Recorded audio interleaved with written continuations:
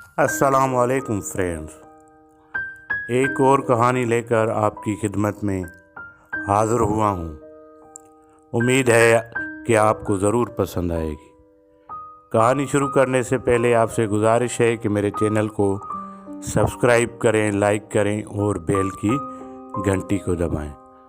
تو فرینڈز، بنا دیر کیے کہانی کو اسٹارٹ کرتے ہیں۔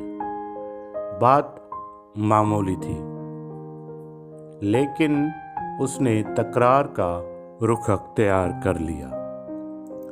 ہوا کچھ یوں کہ جیسے ہی میں نے ایک دکان کے آگے گاڑی پارک کی، دکان پر بیٹھے مصر سے تعلق رکھنے والے شخص نے مجھے وہاں گاڑی کھڑی کرنے سے منع کیا،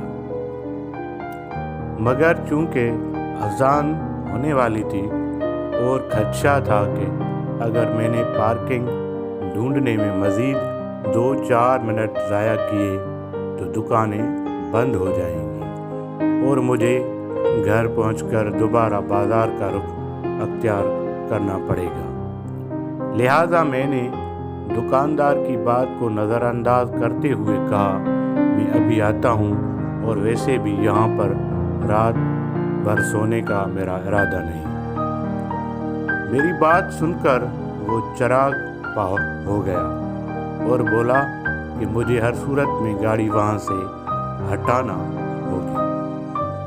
میں بھی ضد میں آ گیا اور جواباً کہا، میں اپنی گاڑی یہاں سے نہیں ہٹاؤں گا، تمہارے جی میں جو آئے وہ کر لو۔ یہ کہتے ہوئے گاڑی لاک کر کے میں دوسری جانب چلا گیا۔ اپنی مطلوبہ چیز لے کر جب میں واپس آیا تو وہ بدستور دکان کے سامنے بیٹھا ہوا مجھے گھور رہا تھا۔ اذان ہو چکی تھی اور بازار کی دکانوں کے دروازے بند ہونے لگے تھے۔ میں نے گاڑی میں بیٹھ کر دروازہ بند کیا، پھر ایک دم میرے ذہن میں یہ بات آئی کہ نہ میں اس مصری شخص کو جانتا ہوں اور نہ وہ مجھے۔ اگر میں ابھی یہاں سے چلا گیا تو خواہ مخواہ اس کے دل میں میری طرف سے بلکہ تمام پاکستانیوں کی طرف سے ایک غلط تصور ہمیشہ برقرار رہے گا، لہٰذا کیوں نہ میں پہل کرتے ہوئے اس سے اپنے رویے کی معافی مانگ لوں۔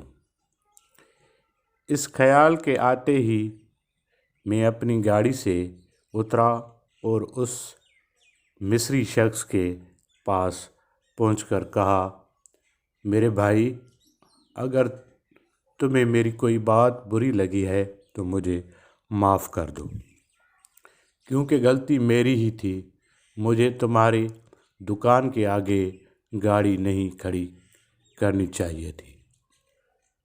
میرا اتنا کہنا تھا کہ وہ اپنی نشست سے کھڑا ہوا۔ پہلے تو اس نے میرے ہاتھ چومے، پھر میرے ماتھے پر بوسہ دیا اور اس کے بعد زاروں قطار رونا شروع کر دیا۔ میری سمجھ میں نہیں آیا کہ ایک دم اسے کیا ہو گیا ہے۔ کچھ دیر بعد اس نے بچکیاں لیتے ہوئے کہا کہ تم یقین کرو، زندگی میں مجھے پہلے شخص ملے ہو جس نے اپنی غلطی تسلیم کی ہے۔ اگر آج سب مسلمان اسی طرح اپنی غلطی تسلیم کرتے ہوئے ایک دوسرے سے معافی تلافی کر لیں تو اس سے اچھی اور کیا بات ہو سکتی ہے۔ اس نے مزید کہا، تمہاری طرف سے میرا دل بالکل صاف ہو گیا ہے، واقعی تم پاکستانی بہت اچھے ہوتے ہو۔ اب رونے کی باری میری تھی کہ میرے ذرا سے جھکنے سے اس نے صرف مجھے نہیں بلکہ پوری قوم کو اچھا قرار دیا۔